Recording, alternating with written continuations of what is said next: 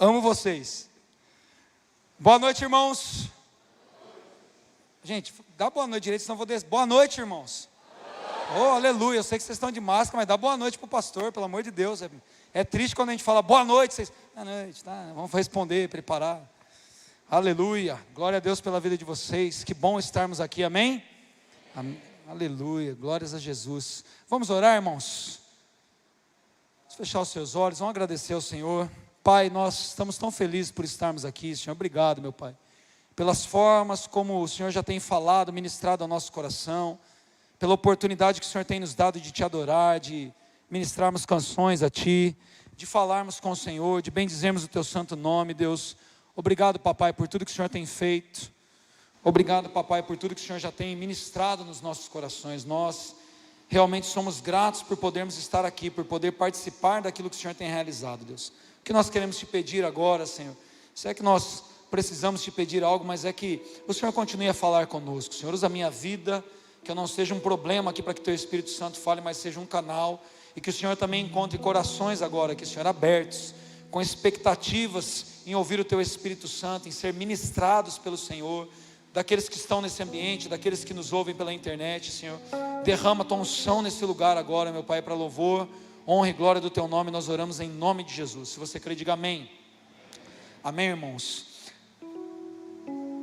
É sempre desafiador estar aqui. As pessoas pensam que talvez por fazermos isso tantas vezes as coisas mudem, mas não. Hoje de manhã eu falei para a pastora Dani, falei, ora por mim, por favor, abençoa a minha vida, porque é uma responsabilidade tão grande estar diante do povo do Senhor. A palavra de Deus chama esse lugar de Assembleia dos Justos. Meu Deus, isso é a reunião dos santos. Nós somos o povo de Deus, amém, irmãos? Falar com um povo que tem um dono como esse é desafiador para nós, é sempre uma responsabilidade. O apóstolo Pedro nos ensina e diz, aquele que fale segundo como quem transmite as palavras de Deus. Isso deveria fazer a gente sempre temer. Eu até me impressiono quando as pessoas falam, Deus é que me julga. Meu Deus, isso deveria colocar um temor terrível nos nossos corações, né? Se é Deus que me julga, meu Pai, se fossem os homens ainda eu podia desprezar o que eles pensam, mas é o Senhor, é o justo juiz que está aqui nesse momento. Nós estamos ouvindo a palavra dele. Isso também deveria colocar temor nos nossos corações. A gente não deveria ficar de qualquer maneira, não é o neto que está falando, é o Espírito Santo que fala através da palavra dele. Isso deve posicionar os nossos corações. E eu confesso que a palavra que eu estou ministrando hoje é uma palavra que eu hesitei muitas vezes em pregar essa palavra, porque tem aproximadamente aí, estamos em dezembro já, 1 ano e 9 meses que o Senhor começou a falar comigo sobre isso. Eu estava lá naquele acampamento nos coreanos. Quem estava lá naquele acampamento lá em Itacoaxetuba? Você vê tanta gente nova na igreja que chegou depois desse tempo, que a maioria talvez nem estava nos 3 cultos hoje lá, né? Poucas pessoas passaram por aquele acampamento tão maravilhoso. Foi o acampamento que Deus nos deu aquela canção Bandeira Branca. Mas na noite anterior eu estava dormindo ali no quarto, e eu tive um sonho muito forte, de um noivo. Eu sabia que era um noivo, né? Não era um noivo, na verdade, ali no sonho era como um guerreiro. Eu sabia que era Jesus, mas eu só via a parte de baixo da armadura dele, a sua mão ali, com uma espada toda banhada de sangue, a sua armadura toda banhada no sangue. E existia uma moça caída no canto, como se tivesse sido sequestrada. Ela estava num cortiço ali, e aparentemente também ela havia sido violentada. Ela estava toda machucada, e ela não estava vestida com roupa, ela estava tipo como, acho que é anágua o nome, eu falei, parece que é isso mesmo, aquele vestidinho que coloca por baixo do vestido principal, toda suja, toda machucada. E eu vi simplesmente ali o noivo então, tomando ela pelas mãos, ou estendendo a mão como alguém que havia chegado para resgatá-la. E eu acordei muito assustado com aquilo, impressionado, porque na visão eu entendia, no sonho eu entendia que era Jesus ali resgatando a igreja. Aquilo mexeu muito comigo. Então eu levantei e fui lá para cima onde tem a igreja. Os irmãos que conhecem o lugar lá, é tudo escuro lá, tem que subir uma pirambeira enorme ali, e eu comecei a orar naquele lugar. Então novamente eu tive uma visão.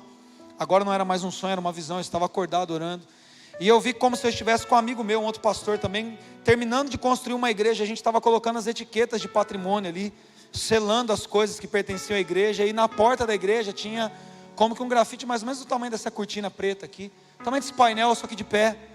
E o grafite era exatamente esse mesmo guerreiro. Eu sabia que era Jesus, mas era esse mesmo guerreiro com a espada dele, toda suja novamente ali, de quem acabara de participar de um combate, colocando a ponta da espada na algema que essa moça estava vestindo. E ele estava cortando aquela espada, quebrando aqueles grilhões do punho da noiva então. E agora nesse momento ela estava literalmente vestida de noiva, mas ainda assim toda machucada, toda suja.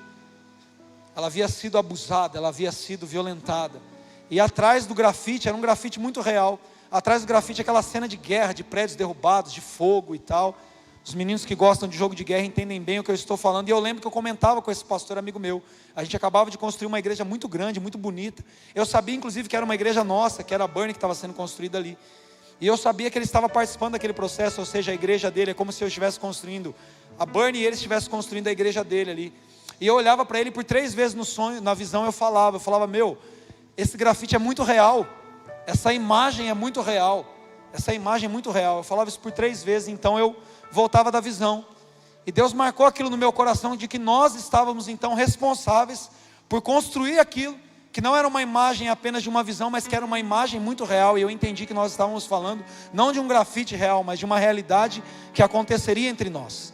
E eu até cheguei a compartilhar isso com ele depois. Eu falei, olha, Deus colocou no meu coração que nós vamos fazer parte de uma igreja que vai sujar a sua espada com sangue, que vai participar de um combate, mas nós participaremos com o Senhor daqueles que vão resgatar a noiva, daqueles que vão salvar a igreja verdadeira. Nós estamos construindo isso.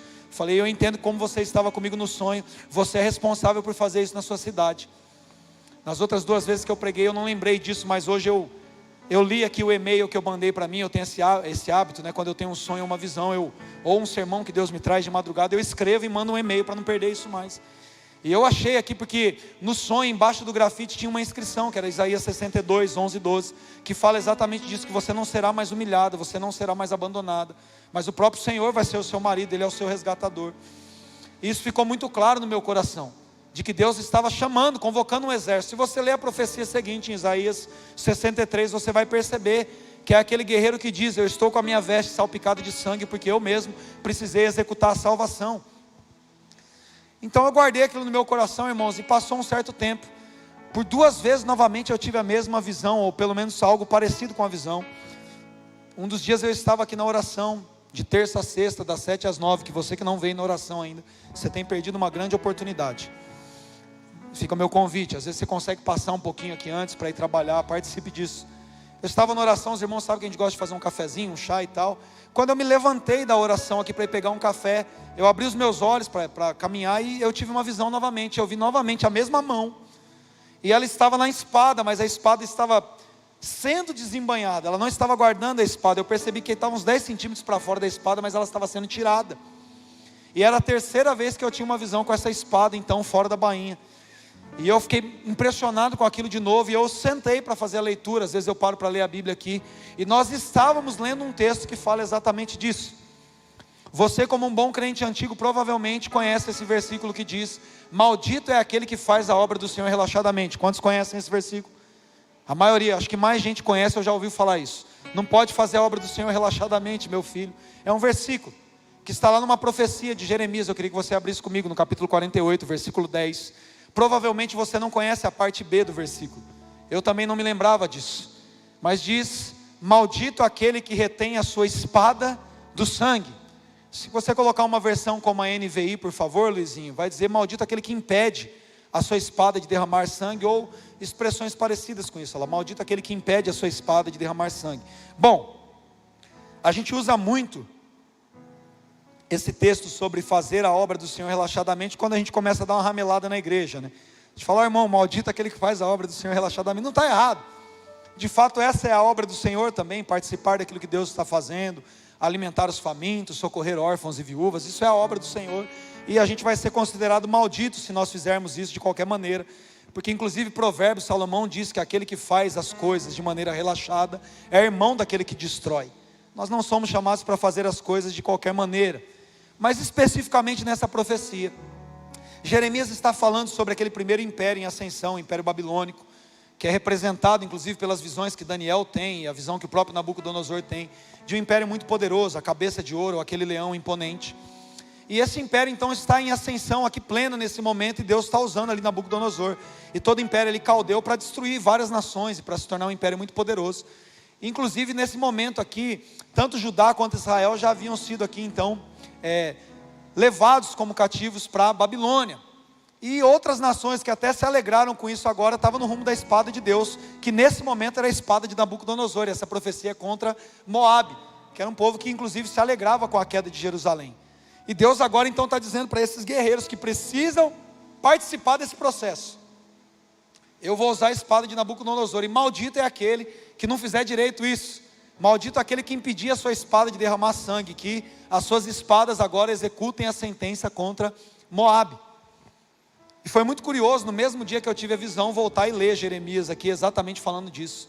E eu entendi que aquilo então estava muito perto de acontecer na nossa geração, porque existe uma tipologia bíblica de coisas que acontecem com essa nova Jerusalém, com esse povo de Deus agora que é descendente de Isaac pela promessa que somos nós.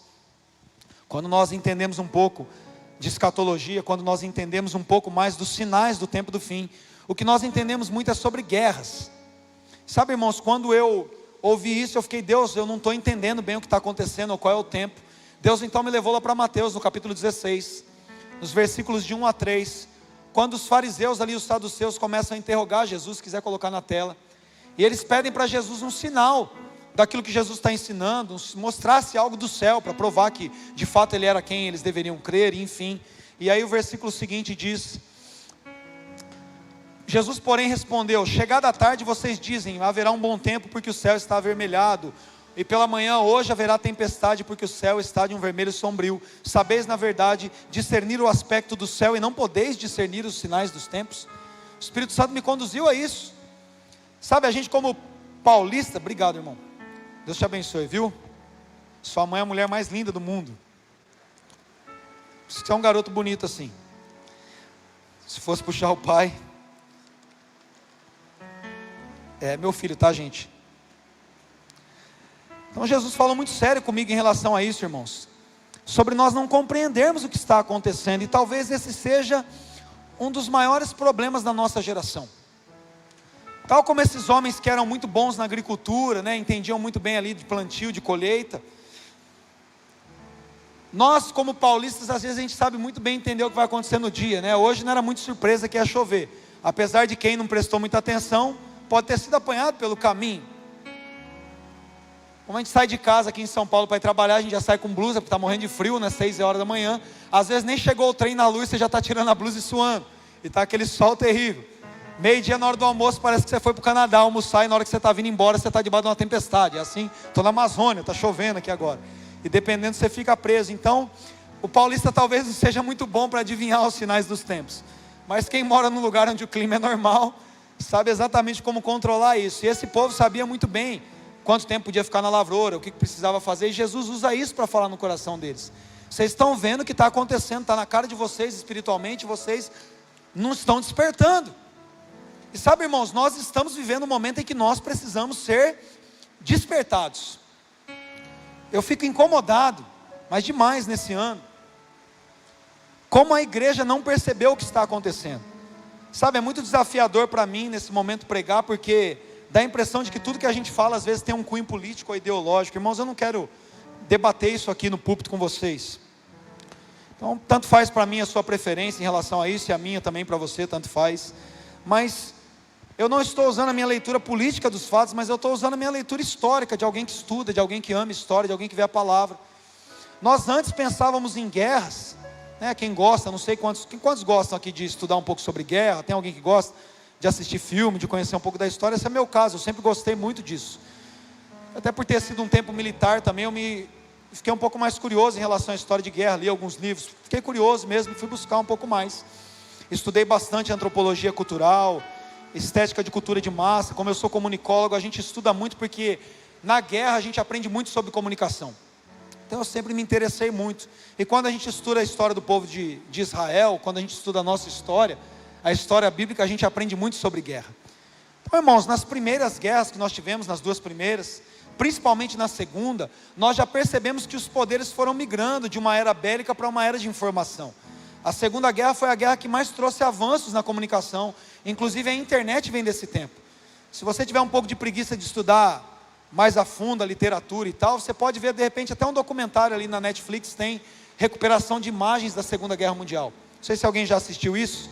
Tem imagens ali, e você vai perceber que boa parte da guerra foi ganha, ou pela interceptação de mensagens ali, ou pela falsa comunicação que era lançada de propósito, porque eles sabiam que os satélites iam captar mensagens, código Morse e tal, e isso faria com que os exércitos se posicionassem errado e tal, e foi uma estratégia muito grande. E ao final dessa guerra, o Estado americano percebeu que o que eles tinham de mais importante era a informação, então eles encontraram uma forma de poder compartilhar essa informação de uma maneira muito ágil. É daí que vem a internet surgiu lá. Depois você pode dar uma estudadinha, você vai perceber isso. Então o documentário em si, irmãos, ele tem uma tendência um pouco mais canhota ali, de tentar passar um pano para Stalin, de tentar colocar toda a culpa ali no exército americano e nos aliados, de dizer como eles foram cruéis. Isso não tira, porque de fato eles foram muito cruéis. Jamais algo justificaria aquela arma atômica sendo testada. Aquilo é um absurdo, né? O que foi feito no Japão, não tem como passar um pano para isso, mas não dá para ignorar a maldade nazista comunista também onde aconteceu. Então assista lá e execute o seu próprio raciocínio para entender o que está acontecendo, você vai ter uma boa informação. Mas o que eu quero dizer para vocês, quando nós estudamos história de guerra, a gente vai vendo as formas de guerra sendo cada vez mais mudando os aspectos, como se faz a guerra, e evoluindo.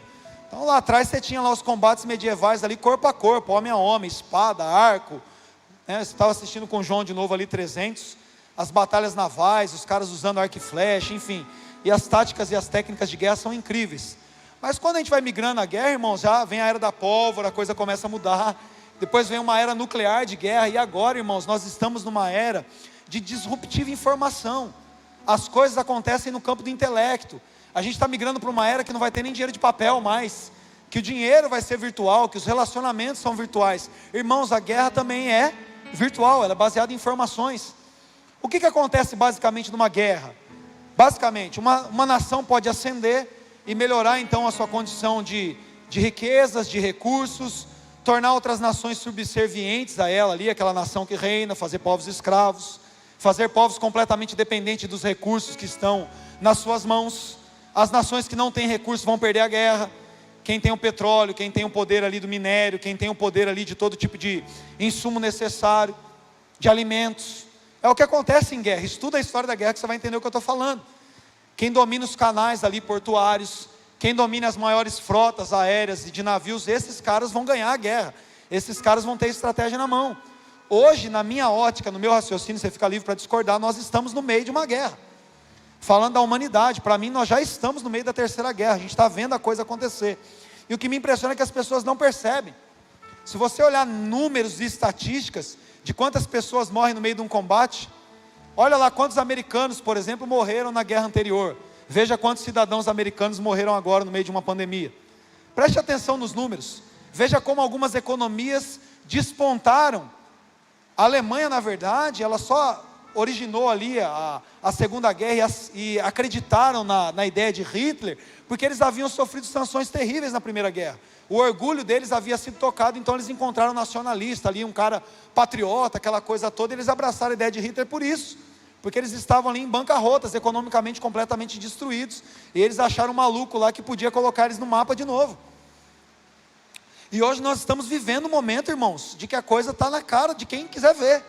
Se você estudar números, se você tentar sair um pouco dos blogs e das notícias que são tendenciosas, ou a extrema direita, ou a extrema esquerda, tentar estudar sites de empreendedorismo, tentar estudar o mercado, você vai perceber o que eu estou falando, sem tendência nenhuma. Você vai descobrir o que eu estou falando. Como nós estamos aqui totalmente vulneráveis, irmãos. Eu trabalho como representante comercial há 10 anos. Nunca, num final de ano, eu deixei de vender, por exemplo, suco de uva, porque a indústria não tem vidro e papelão. Nós estamos com um problema enorme em construção, porque alumínio, ferro, praticamente aumentaram o preço aqui, ó. Tem irmãos que trabalham na área de engenharia, de construção, sabe o que eu estou falando, porque está faltando produto no mercado. E basicamente, irmãos, nós temos uma nação hoje que domina todas as vias portuárias. Se você tentar procurar lá a nova rota das Índias, você vai perceber hoje que existe um domínio dos canais, que se uma nação bater o pé e falar que não se entrega a nada, a gente fica sem tudo. Isso é incrível. Então, a gente está no meio de uma guerra que praticamente as pessoas estão assim, sem discernir os sinais dos tempos. As pessoas estão esperando alguém dar um tiro, alguém apertar um botão e mandar um míssil, explodir. Isso pode até chegar ao ponto de acontecer, mas não precisa fazer isso mais. Não precisa mais, nós estamos completamente interligados. Não existem mais fronteiras.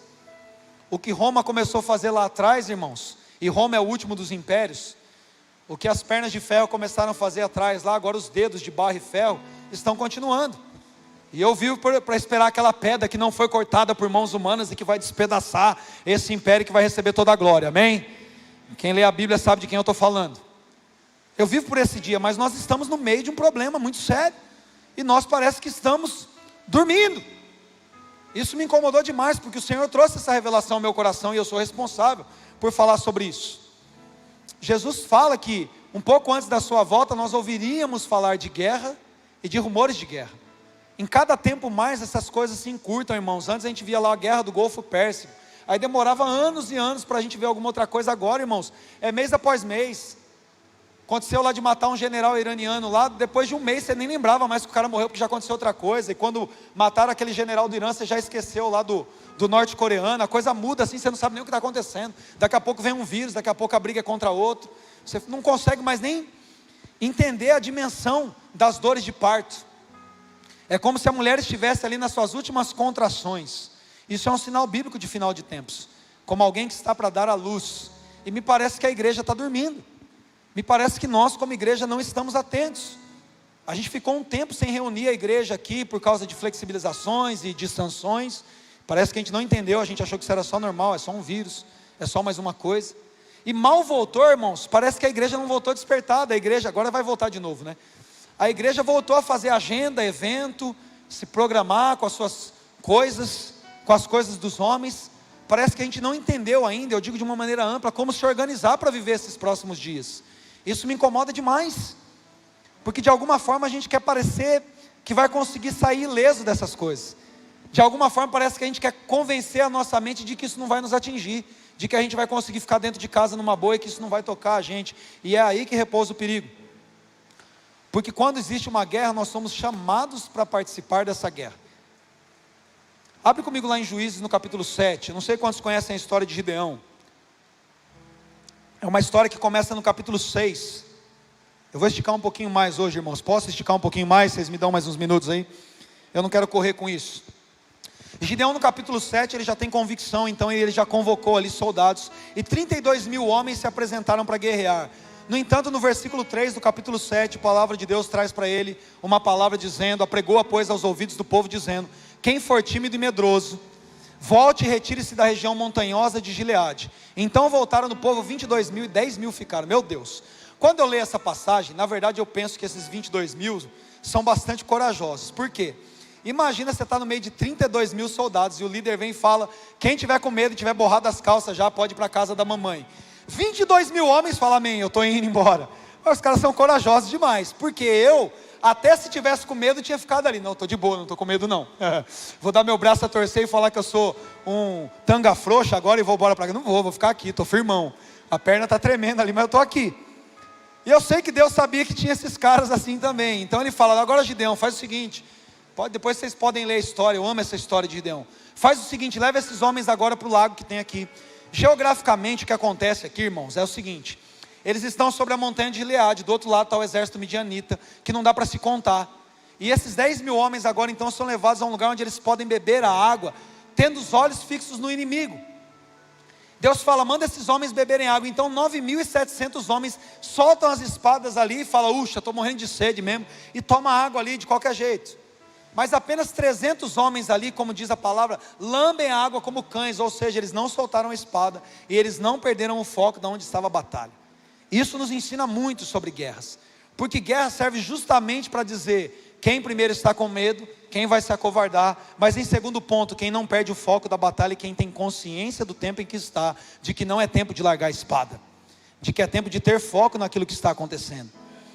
E é exatamente com essas pessoas que Deus executa a vitória de Gideão e do povo de Israel, com pessoas que não perderam o foco, que não perderam o tempo com distrações. Eu estou morrendo de sede, eu estou cansado, 2/3 do exército foi embora com medo, mas eu estou aqui, eu não vou largar minha espada, porque eu sei o que Deus vai fazer comigo. E guerra serve exatamente para isso, irmãos.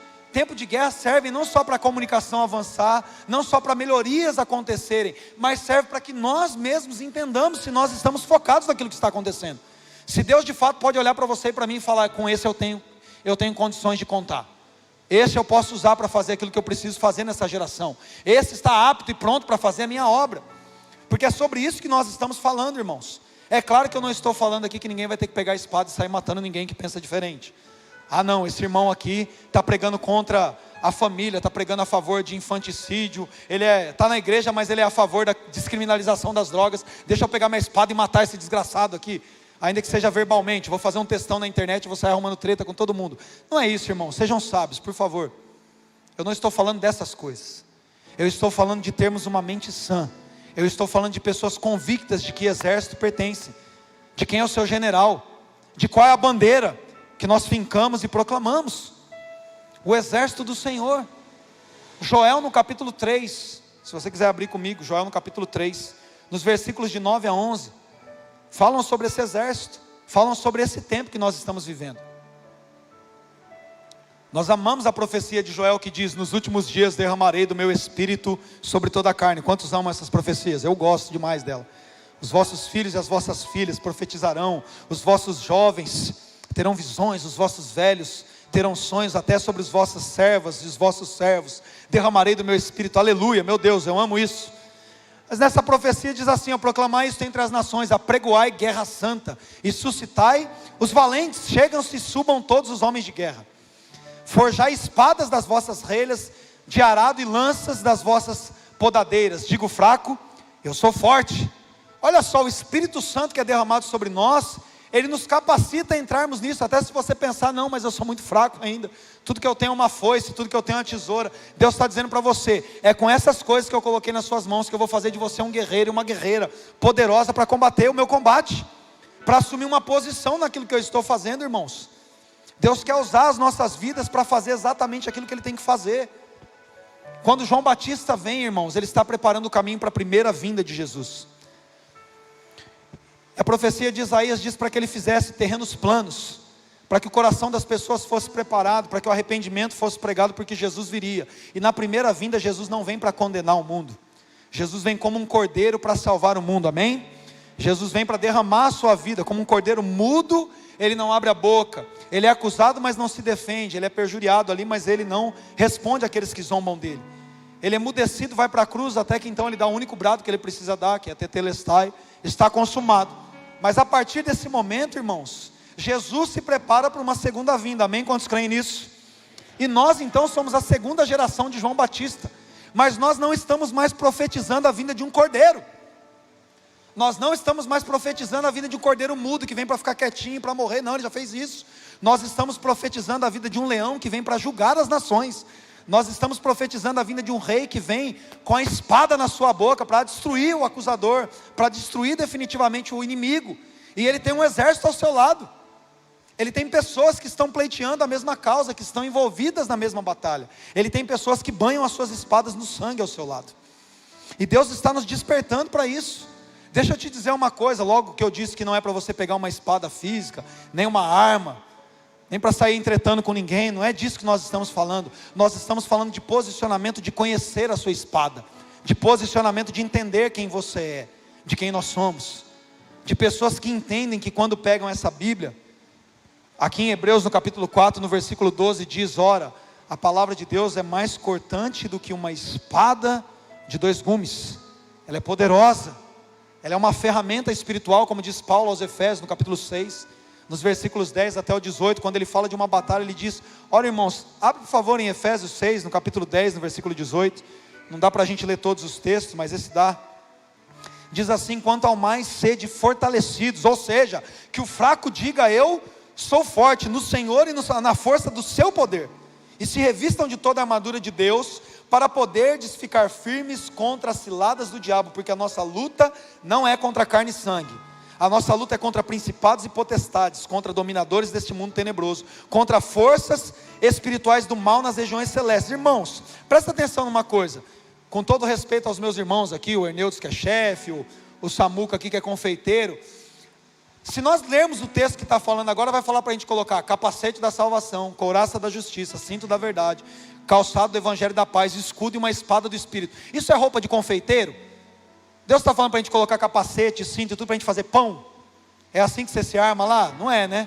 Coloca lá, como é o nome da roupa lá de chefe? Doma. E como é o nome do... o bagulho de pôr na cabeça lá, o chapéu. O cara coloca a roupa de confeiteiro para fazer pão. Agora, se Deus está falando para mim que eu tenho uma batalha, que eu tenho uma luta que não é contra carne e sangue, e me parece que carne e sangue é mais fácil da gente entretar e vencer. Ele está dizendo que é uma luta contra forças espirituais do mal, os dominadores desse mundo tenebroso. Não me parece que a gente está indo para o Play Center, não existe mais Play Center, né? Não dá para ir para lá. Não parece que a gente está indo para Disneyland, irmãos. Parece que a gente está indo para um lugar meio difícil, né? Porque o versículo 13 então diz: tomem toda a armadura de Deus para que vocês possam resistir no dia mau, e depois de terem vencido tudo, permanecerem inabaláveis. Está falando que você vai fazer o quê? Que a gente vai vir só para um culto gostoso como esse, cantar, louvar o Senhor, e depois eu vou para minha casa, e eu não quero briga com ninguém, eu sou da paz. Eu não consigo entender isso na palavra de Deus, irmãos. Isso aqui não são parábolas apenas para a gente entender, nossa, como é poderosa essa história, ficou parecendo o Senhor dos Anéis, ficou mais legal de ler. Não é isso, irmãos. Isso é uma realidade espiritual.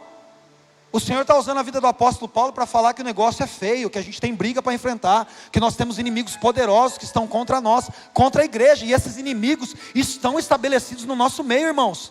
Deixa eu te dizer uma coisa, um dos sinais do tempo do fim dessa guerra, não é que o governo vai brigar contra a gente apenas, não é que algumas nações vão se levantar contra uma nação santa, não. Jesus diz, os inimigos da pessoa serão os da sua própria casa, serão irmãos entregando irmãos, serão os pais entregando os próprios filhos. E é exatamente aquilo que eu tive na visão. Quando eu vi aquela noiva violentada, eu perguntei para o Senhor, quem fez isso com ela? Ela falou, foram os da sua própria casa. Em Cantares, quando Salomão faz a poesia para a Sunamita, aquilo revela o casamento sim dele, a sua paixão ali, é um poema semi-erótico na Bíblia ali, falando da relação do homem e de uma mulher, mas aquilo parafraseia o relacionamento de Jesus com a noiva, e a moça é encontrada machucada. Quantos leram isso? Existe uma moça que é encontrada machucada, então lhe perguntam os sentinelas, quem fez isso com você? Perdão, lhes perguntam as moças quando encontram, quem fez isso com você? Ela diz, foram os sentinelas. Ou seja, foram exatamente aqueles que deveriam proteger a noiva, que violentaram a noiva. Irmãos, o maior problema que nós vamos enfrentar nos últimos dias são as igrejas que são dominadas por líderes que estão afundados em sofismas, em heresias, em mentiras, em distorções do ensino, que vão atender toda uma geração que tem comichão no ouvido, que quer ouvir aquilo que lhe agrada. Ah não, isso não é pecado não, isso não tem problema não, isso aí é só uma questão que dá para tratar aqui na mente, no coração. Para com isso, é pecado sim, vai mandar a gente para o inferno, e a gente está aceitando isso na igreja. Eu olhei meu e-mail aqui e eu li que no dia que eu tive a visão, curiosamente, quando nós estávamos consagrando o templo, a banda estava tocando Bon Jovi. Eu até gosto do som do Bon Jovi, mas aquilo dentro da igreja na hora me chamou a atenção no som. Eu falei, mas Bon Jovi? Não dá, né? No culto não dá, né? Eu achei muito esquisito aquilo, mas todo mundo dentro da igreja estava achando normal. E aí o Senhor falou comigo, é isso que vai acontecer nos últimos dias, tudo vai ser normal, até aquilo que antes seria totalmente anormal. Irmãos, é batata, desculpa a gíria velha aqui, né, que eles colocaram a música dos anos 80 no outro culto. É fato que isso tem acontecido cada vez mais. A gente ri, a gente acha que é meme, a gente acha que é brincadeira, mas as coisas cada vez mais estão ficando normais e aceitáveis. E sabe o que vai nos denunciar nos últimos dias? Nós não acharmos isso normal. As pessoas estão dizendo, isso não é pecado, você aceita dentro da igreja. Aí a gente fica aqui firme com a espada. Um obreiro que não tem do que se envergonhar, que maneja bem a espada do Espírito, que fala, eu não negocio isso, a palavra de Deus diz isso, isso, isso. Quem vai nos denunciar? Os da própria casa. A igreja que está vivendo no sofismo e na heresia vai falar, não, esse pastor é muito ultraconservador, e é isso que vai ligar isso a uma questão política, vai falar, ele é de tal partido, não é nada disso. Jamais a Bíblia vai ser mudada para encaixar nos pecados da nossa geração, irmãos. É a nossa geração que precisa se encaixar naquilo que a palavra de Deus diz. Mas toda essa mentira, toda essa falsidade vai se tornar um problema para nós. E aqueles que permanecerem até o fim, é os que vão ser salvos, viu? Porque quando a besta der poder, a besta adormecida recebeu poder, em Apocalipse 13 fala sobre isso, ele vai conseguir lutar e vencer os santos, é o que está escrito na profecia. Vai se levantar toda uma visão, irmãos. Para de ficar pensando ali dentro da caixa. Apocalipse é muito mais amplo. Vão se levantar impérios, mas hoje os impérios são mais uma forma de mentalidade do que uma nação. Vai se levantar um império, uma visão, que vai vir contra nós de uma maneira tão astuta e tão sutil, que muitos vão ser enganados, que muitos vão abraçar isso. Sofismas e fortalezas vão se levantar cada vez mais. E como nós vamos vencer isso? Banhando a nossa espada no sangue, irmão. Devorando a palavra de Deus, tendo entendimento bíblico do que significa isso aqui. Você sabia quando você segura uma Bíblia? Não é mel que escorre da sua mão, é sangue. Quando você se alimenta do rolo é mel. Mas quando você segura isso aqui é uma espada com sangue. Você pega aqui no sangue da cabeça do apóstolo Paulo. A sua mão é banhada aqui do sangue de Estevão, que foi apedrejado por não negociar o testemunho dele. Você pega em Isaías, em profetas que foram cerrados no meio. Você pega em cristãos anônimos que foram devorados por leões. Você segura em homens e mulheres que não renunciaram à sua fé e viraram postes na rua de Roma. Você enfrenta aqui uma nuvem de testemunhas perseguidas, e testemunha é mártir. E nós fomos chamados para sermos testemunhas. Por isso que o autor aos Hebreus diz: vocês ainda não chegaram ao ponto de derramar o próprio sangue, mas existem muitas pessoas que, por não negociar a sua fé e o seu amor em Jesus Cristo, vão derramar o seu próprio sangue. Apocalipse 13 fala disso, irmãos. Quem for para o cativeiro vai para o cativeiro, quem for morrer pela espada vai morrer pela espada, e pronto. Porque as outras vão aceitar a marca da besta, vão aceitar o domínio do príncipe desse mundo, porque não se prepararam antes. Deixa eu te contar um segredo: precisa se preparar antes. Quando a coisa chegar, irmão, vai ser que nem a arca de Noé. O que acontece? Está todo mundo na boa. Não, isso é só um vírus. Não, isso é coisa de política, não tem nada a ver, e blá blá blá. Aí a arca é fechada por fora, e você fala: ué, vai chover. Acabou. Vai ser tarde demais. Paulo fala aos Tessalonicenses: vocês não vão ser surpreendidos. É muito bonito a gente falar que Jesus vem como um ladrão da noite, mas ele só vem como um ladrão da noite para quem é da noite. Nós não somos da noite, nós somos do dia. Nós trabalhamos enquanto é dia, nós estamos com a luz diante dos nossos olhos e nós vemos bem todas as coisas. Quem vai ser pego de surpresa é quem não se preparou, mas aí não dá tempo mais, o timing passou, irmãos. Pastor Su de Badalingo aqui para falar da palavra de Deus. Eu estou livre do sangue de todas as pessoas que me ouvem. Sabe o que acontece com Gideão? E sabe o que precisa acontecer com essa geração? Essa geração precisa não encontrar apenas um Deus, mas precisa encontrar um propósito. Como assim, pastor? Não precisa encontrar apenas um Deus? É porque nós temos o hábito de transformarmos as coisas como nós pensamos no nosso Deus. Enquanto nós não entendemos um propósito, nós não conhecemos de fato quem é Deus na nossa vida. Quando Deus pega esses 300 homens, depois você lê a história de Gideão, e eles estão então a ponto de tomar ali os midianitas. Eles tomam as suas tochas, acendem, quebrem os seus jarros e seguram as suas espadas ali, e eles começam a gritar então, pelo Senhor Deus e por Gideão. O que é isso que esses homens estão fazendo, irmãos? Eles estão conhecendo quem é Deus sobre a vida deles e por qual propósito eles lutam. Eles têm consciência do que colocou eles nessa batalha. Eles se envolvem com o propósito da sua tribo. Eles se envolvem com a linguagem do seu povo. Eles têm compreensão do que Deus está fazendo na sua geração. E sabe, eu sofro muito quando as pessoas não entendem o lugar que Deus colocou você, qual a linguagem que Deus está usando para falar com você, qual a batalha que Deus te colocou. Nós aqui, por exemplo, falamos há 4 anos e meio. Nós somos uma igreja que funciona com culto nos lares. Nós não temos clãs. Nós somos os nossos clãs. Tem gente que está aqui 4 anos e não participa de um clã. Ele consegue gritar pelo Senhor Deus. É a cara dessa geração hoje, mas ele não consegue gritar por Gideão. Eu estou numa igreja que trabalha com os grupos. Eu preciso me envolver com aquilo que está acontecendo.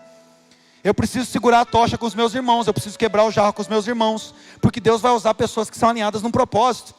Ninguém está mandando você gritar o nome de uma denominação ou o nome de uma pessoa. Mas você precisa reconhecer o propósito. Como Deus vai usar a ferramenta nas suas mãos. Para não fazer a coisa errada.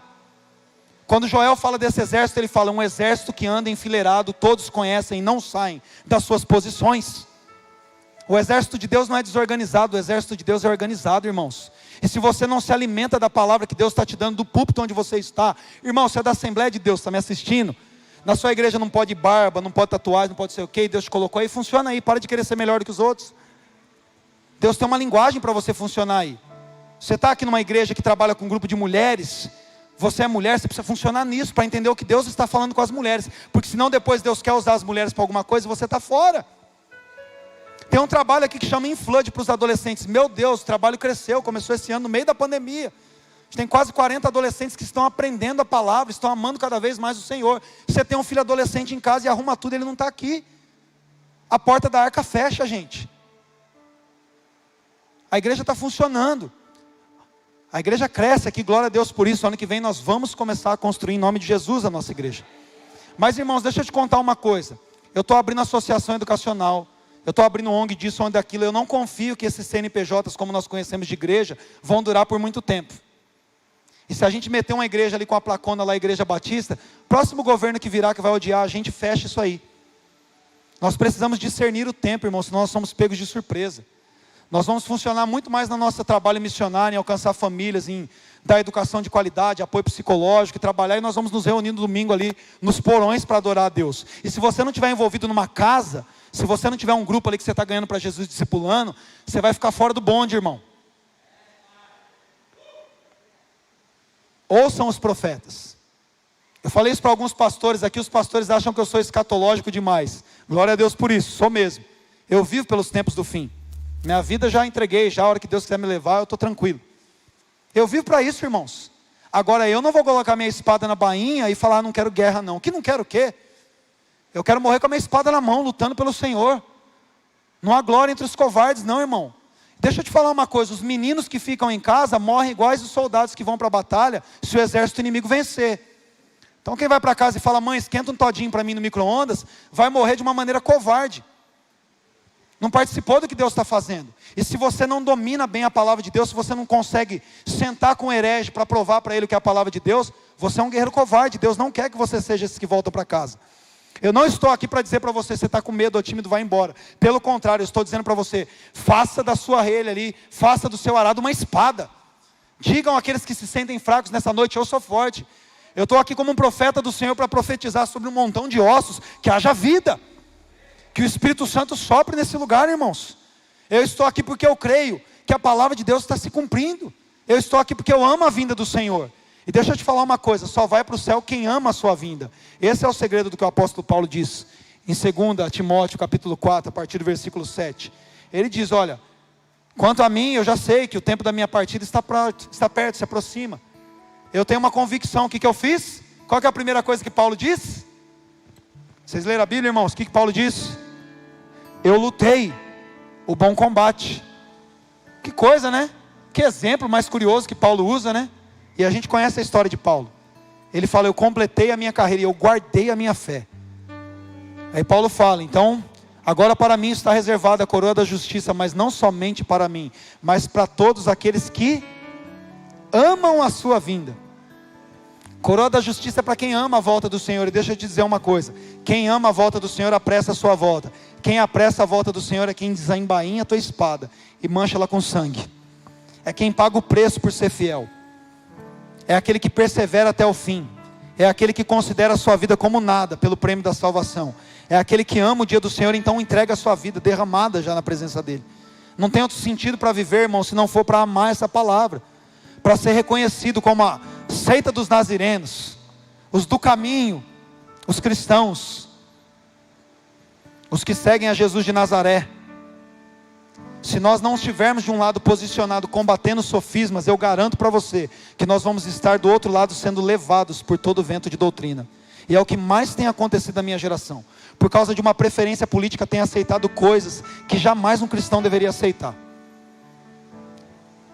Está na hora de ter uma mente equilibrada. Eu tenho cansado de falar aqui, irmãos, crente não é nem de esquerda nem de direita, crente é do alto. Nós somos governados pela palavra que sai da boca do Senhor. Eu tenho ensinado principalmente vocês jovens, eu vou falar isso de novo.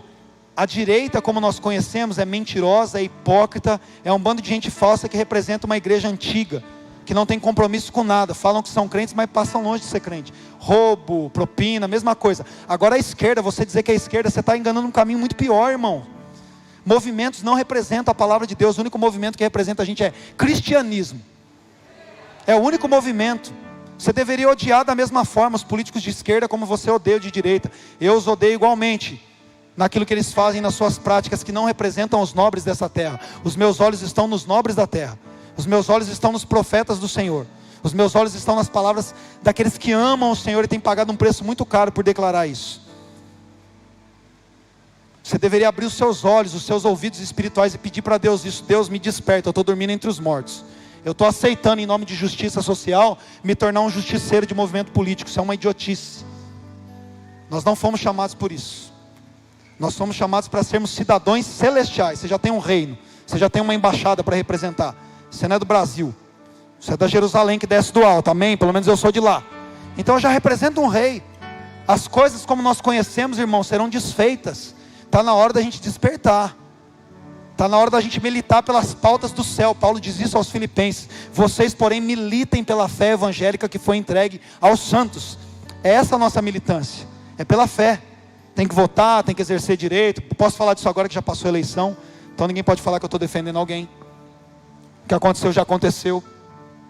Mas está na hora da gente ficar esperto. Adolescentes e jovens, vocês principalmente.